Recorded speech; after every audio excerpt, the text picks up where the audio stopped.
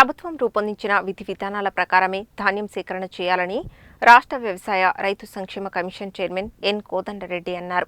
కొనుగోలు కేంద్రాలలో రైతులు ధాన్యం అమ్మిన తర్వాత మిల్లులకు వెళ్లాల్సిన అవసరం లేదని, ఒకవేళ ఎవరైనా రైతులను రైస్ మిల్లులకు పంపిస్తే సంబంధిత అధికారులే బాధ్యత వహించాల్సి ఉంటుందని ఆయన హెచ్చరించారు. శనివారం రైతు కమిషన్ చైర్మన్ కోదండరెడ్డి నల్గొండ జిల్లా కేంద్రం సమీపంలో ఉన్న ఆర్జాలబావి ఎస్ఎల్బీసీ మార్కెట్ యార్డులో ఉన్న ధాన్యం కొనుగోలు కేంద్రాలను సంబంధిత అధికారులతో కలిసి తనిఖీ చేశారు. కొనుగోలు కేంద్రాలలోని ధాన్యపు రాశులు, తేమ, తాలు, తరుగు తదితర వివరాలను తెలుసుకోవడమే కాకుండా ధాన్యాన్ని ప్రత్యక్షంగా పరిశీలించారు. అనంతరం 2 చోట్ల రైతులు, హమాలీలు, ధాన్యం కొనుగోలు కేంద్రాల నిర్వాహకులు, అధికారులతో సమావేశాలు నిర్వహించారు.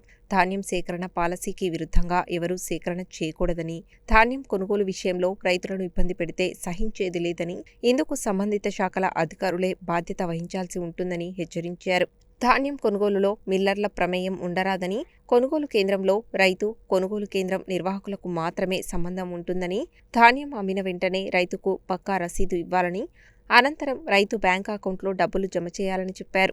కొనుగోలు కేంద్రం నుండి మిల్లులకు ధాన్యాన్ని పంపించిన తర్వాత మిల్లులకు వెళ్లాల్సిన బాధ్యత అధికారులదేనని, ధాన్యం విషయంలో రైస్ మిల్లర్ల పెత్తనం కుదరదని, గతంలో పద్ధతి చెల్లదని ఆయన స్పష్టం చేశారు. తాలు, తరుగు, తేమకు సంబంధించి ఏవైనా సమస్యలు ఉంటే రైతులు కొనుగోలు కేంద్రంలోనే పరిష్కారం చేసుకోవాలని, మిల్లర్లకు ఏదైనా సమస్య ఉంటే ప్రభుత్వంతో మాట్లాడి పరిష్కరించుకోవాలని ఆయన తెలిపారు. ప్రభుత్వం నిర్దేశించిన ప్రకారం క్వింటాలకు 45 రూపాయలు మాత్రమే హమాలీ ఛార్జీ తీసుకోవాలని, అంతకు మించి ఎక్కువ వసూలు చేస్తే కఠిన చర్యలు తీసుకుంటామని హెచ్చరించారు. ధాన్యం సేకరణలో ప్రజాప్రతినిధులు, అధికారులు రైతులకు ప్రాధాన్యత ఇచ్చి పూర్తిగా సహకరించాలని ఆయన కోరారు. ఎఫ్సీఐ గైడ్లైన్స్ ప్రకారం రబీ ధాన్యం కొనుగోలుకు సంబంధించి తేమ, తరుగు వంటివి కొనుగోలు కేంద్రంలోనే ముందే చూసుకోవాలని, రైతుల సొంత ఖర్చులతో కొనుగోలు కేంద్రాలకు ధాన్యాన్ని తీసుకువస్తారని, తాలు, తరుగు పేరుతో వారిని ఇబ్బంది పెట్టడం భావ్యం కాదని, శాస్త్రీయంగా మద్దతు ధర వచ్చేలా చూడాల్సిన అవసరం ఉందని ఆయన అన్నారు. కాంటా వేయకముందు తాలు, తరుగు, తేమ, హమాలీ పేరుతో కొనుగోలు కేంద్రాలలో అనేక ఇబ్బందులు పడుతున్నట్లు తమ దృష్టికి వచ్చిందని, ఇకపై ఇలాంటివన్నీ ఉండటానికి వీలు లేదని, ధాన్యం సేకరణ విధానాల ప్రకారమే ధాన్యాన్ని కొనుగోలు చేయాలని, ఎవరైనా తేమ, తరుగు, తాలు పేరుతో రైతులను ఇబ్బందులు పెడితే సహించేది లేదని అన్నారు. ఇకపై ఇలాంటివన్నీ ఆపివేయాలని ఆయన తెలిపారు. రాష్ట్ర ప్రభుత్వం రైతు పక్షపాత ప్రభుత్వం అని, దేశంలో ఎక్కడా లేని విధంగా రైతు బంధు, రైతు రుణమాఫీ ప్రభుత్వం ఇవ్వడం జరిగిందని తెలిపారు. కాగా పలువురు రైతులు మాట్లాడుతూ ధాన్యం కొనుగోలులో మిల్లర్లు తమను ఇబ్బందులకు గురిచేస్తే తరుగు, తాలు, తూకం పేరిట అనవసరంగా మిల్లుల వద్ద లారీలను ఆపుతున్నారని, లారీకి 10 క్వింటాల చొప్పున తరుగు తీస్తున్నారని, ప్రభుత్వం రైతుల గురించి ఆలోచించాలని కోరారు. రైతు సంక్షేమ కమిషన్ సభ్యులు చెవిటి వెంకన్న మాట్లాడారు. రైతు సంక్షేమ commission member secretary Gopal, Nalgonda market committee chairman Jukuri Ramesh, revenue అదనపు కలెక్టర్ జె శ్రీనివాస్, స్థానిక సంస్థల ఇన్ఛార్జి అదనపు collector Y Ashok Reddy, marketing AD Chayadevi, పౌర సరఫరాల జిల్లా మేనేజర్ రాంపతి నాయక్, డిఎస్ఓ తహసీల్దార్ పరశురాం, మాజీ జెడ్పీటీసీ గుమ్మల మోహన్ రెడ్డి, మాజీ మున్సిపల్ చైర్మన్ బుర్రి శ్రీనివాస్ రెడ్డి, ఆదర్శ రైతు రామిరెడ్డి తదితరులు ఉన్నారు. ధాన్యము సేకరణ కేంద్ర ప్రభుత్వం బాధ్యత. అదేవిధంగా 2 పంటలు ధాన్యము, పత్తి, ఈ 2 కూడా రెండిటికి కేంద్ర ప్రభుత్వమే ధర నిర్ణయం చేస్తుంది, వాళ్లే కొంటారు. కానీ కొంతకాలంగా కొన్ని ఏళ్లుగా కేంద్ర ప్రభుత్వం రైతుల పక్షాన నిలబడటం లేదు. ఫుడ్ కార్పొరేషన్ ఆఫ్ ఇండియా ఏర్పడ్డ నాటి నుంచి కూడా ఫుడ్ కార్పొరేషన్కు కోట్ల రూపాయలు నష్టమైన రైతుల దగ్గర ధాన్యం కొనేది. ఇప్పుడు బయల్ రైసు ఇంత ఉండాలి, రా రైసు ఇంతనే కొంటాము, ఇవన్నీ కండిషన్స్ ఈ మధ్య కాలంలో వచ్చినాయి. అవన్నీ రైతుకు సంబంధం లేదు.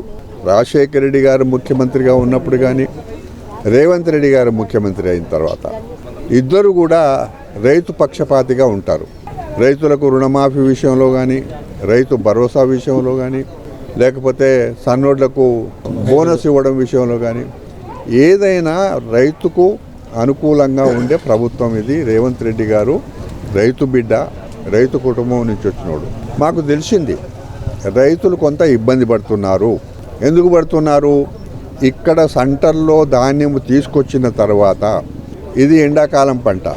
ఈ ఎండాకాలం పంటలో కొంత తరుగు ఎక్కువ ఉంటుందే తప్పిస్తే తేమ శాతం ఉండదు. ఇక్కడ ధాన్యము కేంద్రంలో అధికారులు ఉన్నారు, ఇక్కడ కొనేవాళ్ళు ఉన్నారు. అందరి మధ్యన ఒక ఒప్పందం చేసుకొని ఇక్కడనే రైతుకు కాటా వేసిన తర్వాత పక్కా రసీదు ఇవ్వాలి. దాని తర్వాత ఇంకా రైతుకు బాధ్యత ఉండొద్దు. అది ఆయనకు నేరుగా బ్యాంకులో డబ్బు పడాలి. కొంతకాలంగా ఈ రైసు మిల్లర్సు రైతులను ఇబ్బంది పెట్టే అలవాటు అయిపోయారు బాగా.